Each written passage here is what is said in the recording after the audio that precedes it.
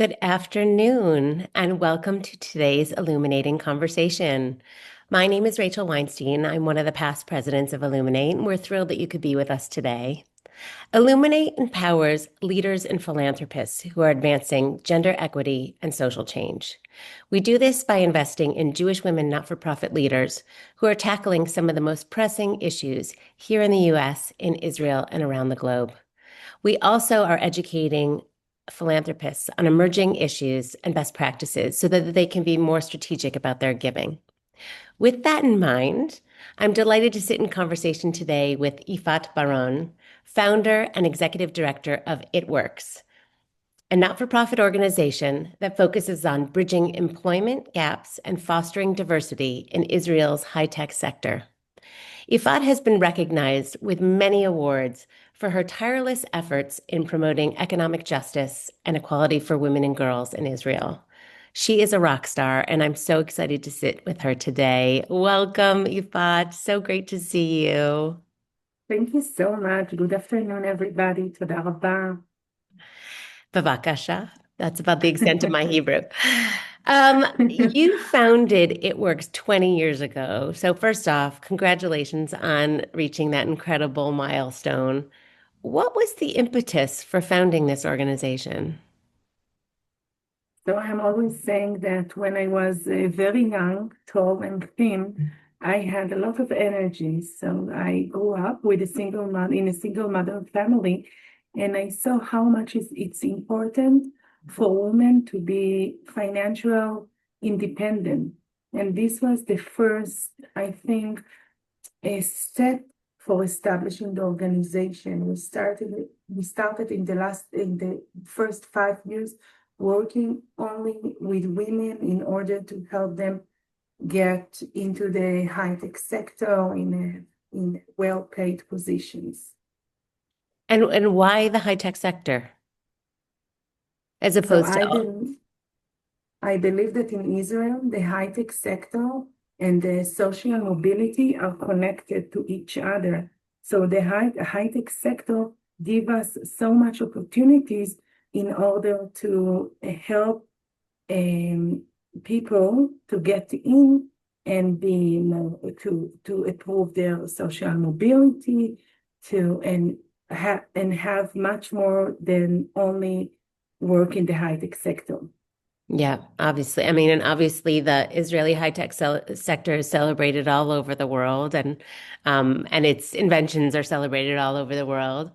What exactly is It Works doing? Like, what is your model, and who are you serving now? You started out with women, but like who and how? So we are working with marginalized communities all over Israel. We are working with women. 50% of our students are women. We are working with Arab engineers. 40% out of our Arab engineers are female engineers. We are working with single mothers. We are working with Olim Chadashim, with new immigrants that came from Russia and Ukraine after the war started to Israel. And basically, we are helping like a manpower agency. We are helping people that do not have other options to find a job. We are helping them. So we have vocational training that we offer with an employer's internship program. So we have different tools that we develop throughout the years in order to help those that needs our help to be part of the high-tech sector. That's so interesting. So a lot of them are studying maybe computer science, but just they don't have the entry to get into that world. Is that right? Yes, exactly. Because in university here and the same in the States, what they learn, it's not a practical knowledge. So they are coming to our courses with employers, and we are giving the practical tools in order to have an advantage when coming to the interview. So we are giving them throughout our process an advantage that they do not have because they are new immigrants, so they do not have the network, because maybe they did not serve in the army, so they do not have the right club to be part in. So we are giving the advantage they need in the city. Yeah, amazing. And so how did you like make inroads into the tech sector? I mean, do you come from tech and how did you get the tech sector to be open this? What is the model? Like how do you get them to sort of partner with you at the beginning? Obviously now you have a proven track record. So I'm not coming, we are not coming. We are a team of 15 women sitting in the center of Israel. So we are not coming to an employer and say, we want you to do diversity. So we are not talking about diversity. We are not talking about inclusion. We are talking about talents. We had a huge database of very talented engineers. It's not depend where they are living and what is their ethnical background. So this is how we leverage our connection with the employers. Also, we have an economical incentive because those days we need to have something more than just the talents. So we built an economical incentive, financial incentive with the government in order to help employers recruit people in Israel and not take those positions and outsource them to India and to Ukraine and other countries. So by that, the companies are receiving money for the to take on these students or to pay their stipend for their internship. Is that how it works? Yes, we are paying around 25 to 30,000 shekels, which is around $10,000 for 6 months for each candidate that fits the profile, and the money going to the company from the government, but not only the government. We have also philanthropy that believe that in order to solve the junior loop, we must have a foot in. And a foot in, a vocational training is not enough in order to have a foot in the door. Yeah. And how did you get the government on board with this initially, in the very beginning? How did you get them behind you? So we have a very professional department of evaluation. So everything we are doing, we are evaluating our job. So we actually have a pay slip for each graduate. We know where they start from, how much they earn, what they learn, and because we have such a good data of a proof of concept, we came to the government and say, listen, you will pay much less to pay for the $10,000 for the financial incentive than the person will sit at home. So we built a very good relationship with the Innovation Authority, the Ministry of Economy, the Ministry of Employment, in order to take people and give them the opportunity to work. Yeah, amazing. And since you touched on this data, what is like the retention rate? So the kids go in as an internship, are they staying with the companies? Are they taking the 1 year? Are they leaving? What is the retention rate for the people you place? 78% of the interns will stay at the same company where they did the intern, which is amazing data that show how much it's worth putting our effort and the government and all the efforts in this model. And the Amazing. people that do not stay in the internship, we help them find another job in another place that fits their needs. That's amazing. And I know, look, over the 20 years, you've also expanded tremendously. So I want to talk about that a little bit. And you alluded to that you have partners beyond the government. Can you talk about the model and who your other philanthropic partners are who've gotten behind this?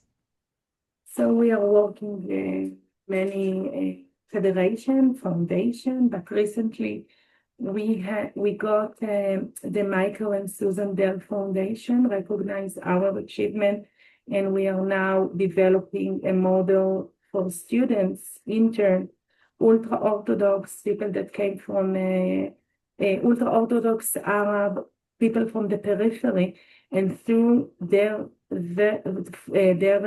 support, we have $1.3 million to pay for companies for internship, which is amazing.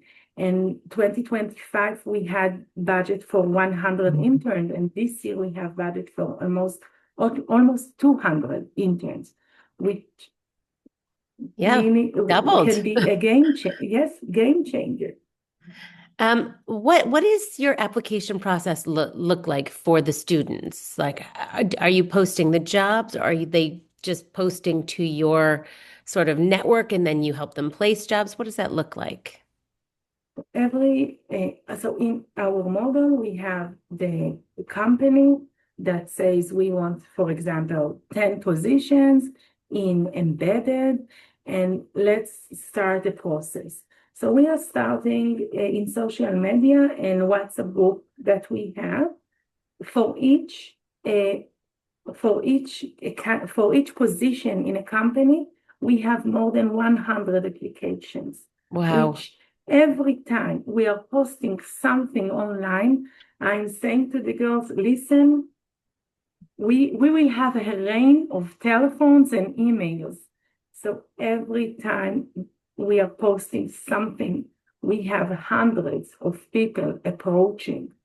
And unfortunately, this is the situation only in the last 3 years when the market, there are no junior positions. So this year, there were only 300, till now, 300 junior positions in Israel, which is nothing compared to 5 years ago. There were around 3,000 junior open positions.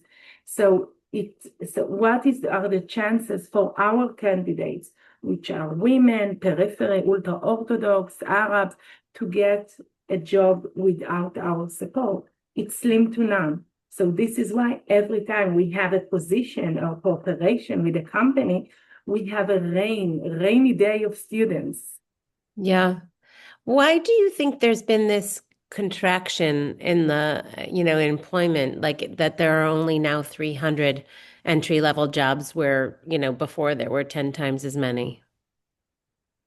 So there are many challenges. The war since October 7th, Right. the governmental crisis, what happened that many companies took their positions out, and also the dollar rate. The company says that the dollar rate makes a lot of difficulties when working with the states and with Israeli companies. Wow. So you're placing about 200 people now annually. How many have you placed sort of since your inception? How many people have you placed? So we are placing around 500 people every year. 200 are What? from interns, but not everybody are Oh, interns. okay. Sorry. It's fine. And around 7,500 in the last 20 years. That's incredible. That's Thank amazing. you. I mean, and תודה רבה. obviously now you have the reputation, so companies are also not hiring you or outsourcing you to do this work, right? So like the internship thing is one thing, and you have the stipends, but then you have an Israeli company that needs to hire junior positions. They turn to you to do their recruitment for them, and then you're recruiting from this special population of people. And unfortunately, those years it's not so easy. So nobody approached me. I approach everybody. Okay, of So, course. so I'm doing a business like intelligence. So I'm checking economical newspaper and I see who is hiring, which tender there are, which company have more position, and I'm starting. The best model is to work from the CEO, not bottom up, but up to bottom. So working with recruiter and HR people usually do not bring the effect we want, which is not one candidate here and one candidate there. We want a group of people in order that the needle will move, in order that the DNA of the company will change. So I'm working with many CEOs of local companies, and together we have like a yearly plan that we're saying, okay, you want 20 positions? This is what I can bring. Also, I'm helping them receive governmental support for companies that the government is giving without our support. So, for example, they will receive our $10,000 in the last 5 months, in the first 5 months, and then there are more tracks that they can receive support from the government. So I'm building with them everything. I'm checking when they will hire, who will they hire, which candidate, which position they are outsourcing outside of Israel, and maybe with the financial support, we can bring those positions in back. Mm. It's so interesting because you're looking to do this work, and it sounds like different partners that you have different agendas, right? Yours is right, the upward mobility, social and economic of a certain population, marginalized population. The government is looking at it from how do we keep these jobs in Israel? And the companies that you're partnering with it are sort of looking at it from like, oh, there's money to be had here. And so it's not as if everyone has the same, mission and agenda, right? But somehow together you're still all able to advance your own agendas. Is that right? Then, yes, it's a win-win-win model. Everybody is winning. And this is the secret sauce to find a model that everybody is winning. So to go to the government and to put the hat of financial. So you are saving so much money when doing that and that. To go to the companies, I can bring you $10,000 for each candidate. But at the end, it's all about money for everybody. Yes. So it's the Yes. different money incentives. Yeah, well, I mean, that's important, I think, in anything to sort of understand the different perspectives, what everyone needs, and how together with everyone's needs, you can still advance the thing forward, right? I think that's really amazing.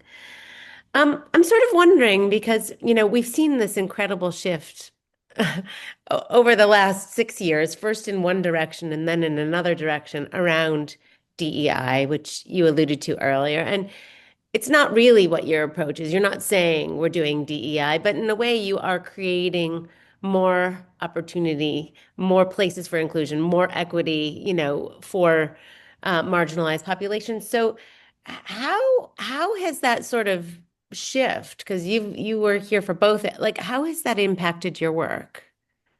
So 10 years ago, so most of I will go a step back. Most of the positions we had during the years from international companies, the Apples, the Metas, the Intels, those are the companies that 80% of our job placements were there. Mm, Then Trump came, and diversity and inclusion are not longer trendies. So we don't have those positions anymore. In the beginning, I'm not talking about coming to the companies, I'm doing diversity. I know this is what I'm doing. But coming to the companies, we are not talking about diversity anymore. And this is the shifting we did uh, because the atmosphere changed also financial in Israel. So there are not thousands of positions anymore. Nobody's speaking about hiring more Arabs or hire more women. Everybody is looking for the talents. hmm And also, I don't want that somebody will receive our candidates because she's a woman, because hmm this is an Arab engineer. No, I want them to hire them because they are qualified. So we Yeah. are doing diversity, Yeah. but actually, it's much more. Yeah. Um, Uh, Obviously, you talked about all the different people that you serve. You're serving the ultra Orthodox and you're serving Arab women, you're serving Druze. The last 2 years, I'm sure, have been difficult with the ongoing war. How has that been for you, both within your organizational structure, but also within the community of people that you service? So it works as like a micro Israel. We have everybody, women only, but we have Muslim women and Druze women and Bedouin women and ultra Orthodox women. We have everybody. So it's like a micro Israel. So 3 years ago, it's October 7, we had tension in the office. Yeah. For the first time in the last 2 decades, I had to manage the tension. I never did it before. And I remember sitting and saying to myself, Elohim, man, what am I going to do now? I'm not a psychologist, I'm not a therapy. How am I going to manage the difference? But also today, I feel it's not an easy, in the local atmosphere, not an easy job I have. Going to companies, hearing I'm not want to hire. I'm telling only you. You understand me because, I'm a Jewish white woman. You understand me. I don't want to hire this. I want to do that. I don't want to hire from there. So managing them and having all those says and what I'm going to do with this information, how am I going to move from here to there? And I don't have so many clients. Yes, you can understand. I have few dozens, but not hundreds. I cannot, if somebody says something that is illegal, I cannot tell him, listen, I'm not working with you anymore. So how can I move him from this point to that point? Yeah. And how do you do that? Um, Very slowly. Um, Slowly. you've Because I'm also, talking about talents, not yeah. about women. And talking about, check it out. You will not lose. And what about your students? Like, how are you preparing them, also, to be entering all these different spaces? So we have an intercultural seminars that not everybody, but most of them have. Also coming to high-tech companies, this is the beauty because it's the global language. So they are coming, everybody wants to deliver. We do not have attention at work, maybe 2% out of all the placements, but mostly there is no tension there. So we have the intercultural dialogue. We have a program manager that if there is something, they can call them 24/7 and we give our support. And doing our best that they will receive all the information and data from us in order to manage conflict if there are. That's amazing. Are you doing anything also in terms of educating companies that maybe were more homogeneous before when they're taking on sort of a more diverse population?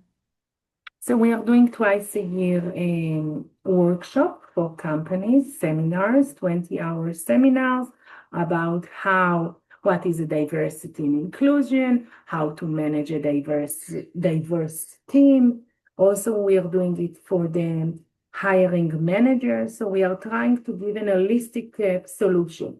Everything for the candidates, of course, but also part of the responsibility will be in the other side. So how can we give all the support we can also for the other side? Amazing. I mean, it's such an incredible model. And I mean, the way you talk about it and the way that the government's invested in it in terms of like keeping jobs domestically and the way that the particular sector is invested in developing talent. Um, you know, is this a model that you think could be replicated in other countries? Are you talking, have people approached you about that? So 2 weeks ago, they contacted me from the EU in order to learn what we are doing here, working with Arab engineers, with Muslim engineers, because what happened in Europe those days. So I think that our win-win-win model is very relevant those days, and we will be happy to share with everybody. So we are now working with the EU in order to, it's in the first steps. Well, it's amazing. And then hopefully then you can be proactive about sort of selling your model, right, to other places. I imagine the continent of Africa, there's lots of opportunities in different countries as well, South America.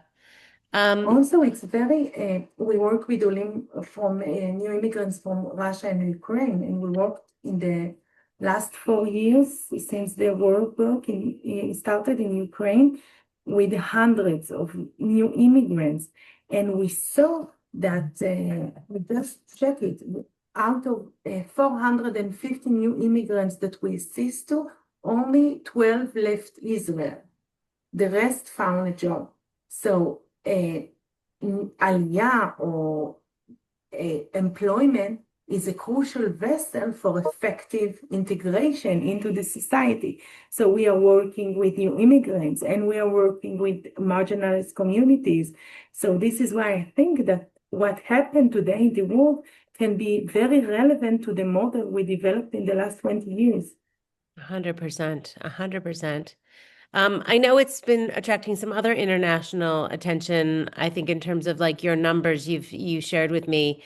Can you talk a little bit about that, some of the universities that have been approaching you about your work? So they approach us from Harvard in order to learn what we are doing with Arab engineers. So we have a professor that conducting a huge research about 5 years of activities with our students in order to see not only job placement. It's very easy to share. We had 70%, 80%, 90% job placement, but the macro level is much more relevant, I think, when we are talking about national programs. So we are now checking what are the macro effects of what we are doing with Professor Sami Miari from Tel Aviv University.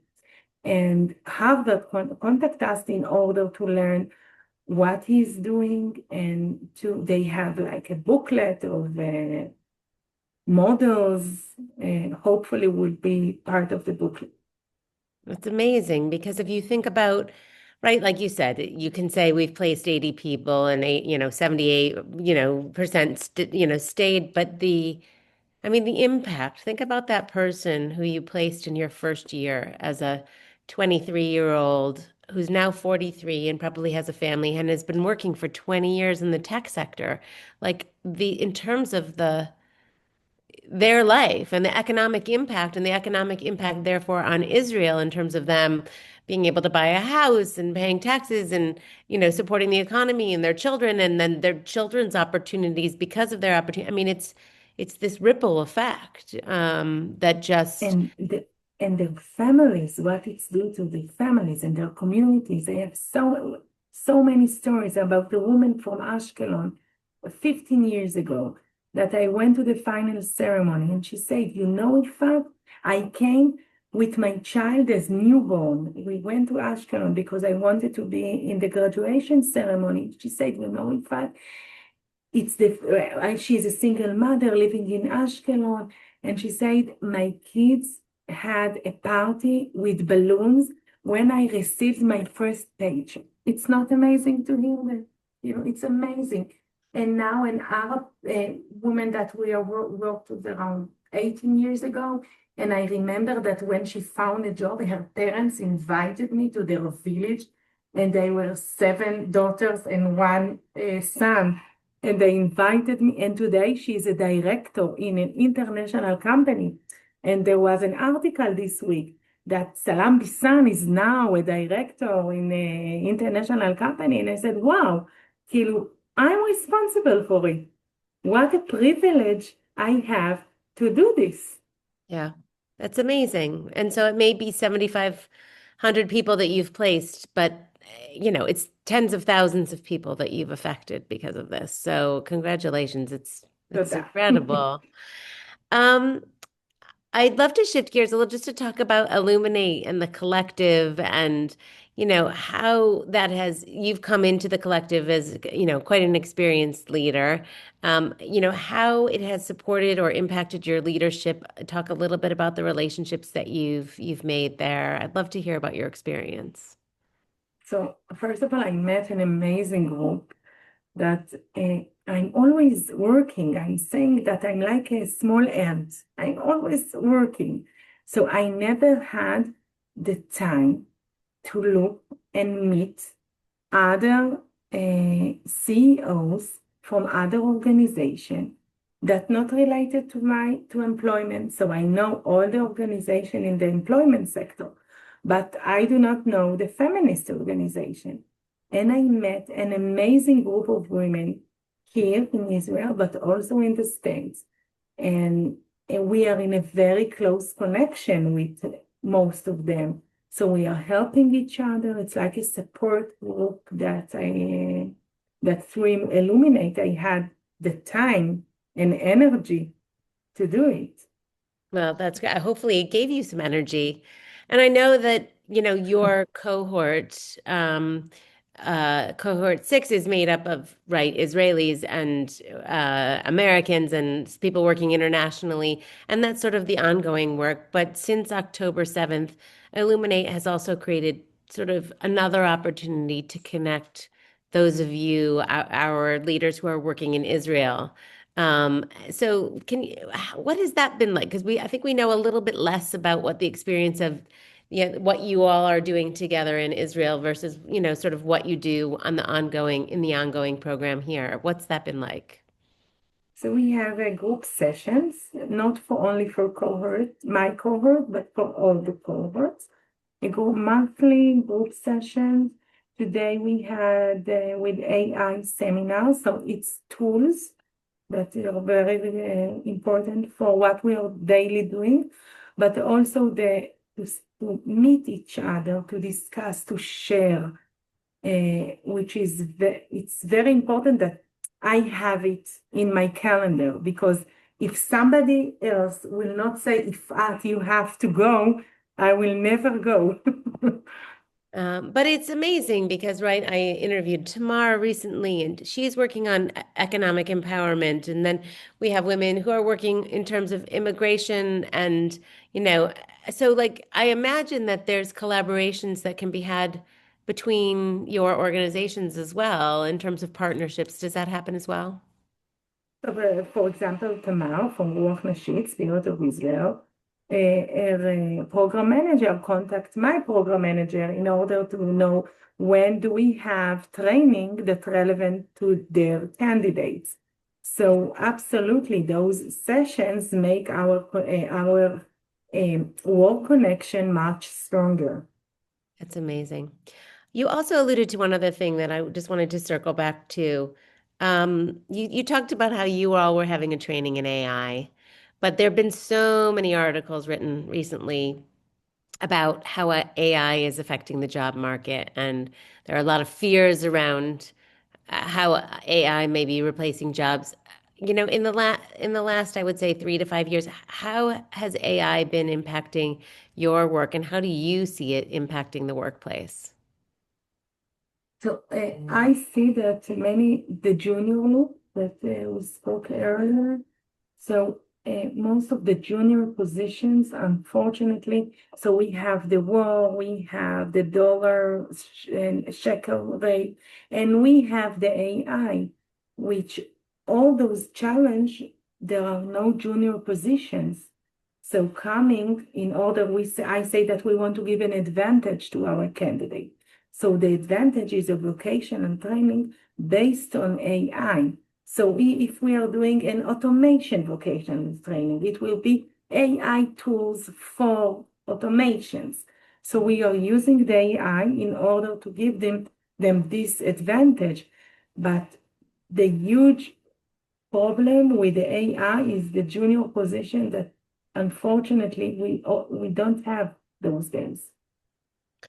Yeah, I think it's a reality about, what AI is going to do, what it's going to replace. And I think we do, as much as I'm resisting it because I'm a dinosaur, but I think that we're going to have to We embrace are it. both. We're going to have to embrace it and figure out a way to work with it in our lives, because I don't think it's going anywhere, unfortunately. Yeah. The Um, other side, it will be much, much more. yeah. Well, We do. nothing replaces human interaction with real people. It's been like so amazing talking to you today. I know it's evening there and you have תודה a full רבה. household of people probably waiting for dinner. Thank you so much Thank you, for enlightening Rachel. us about your work. Thank you to everyone who tuned in. We are going to take a little bit of a hiatus over the summer because we know many of you are off and enjoying and traveling, but we will be back in September to finish out cohort cohort 6, and we hope you'll join us. So thank you so much, and we'll see you soon. תודה רבה.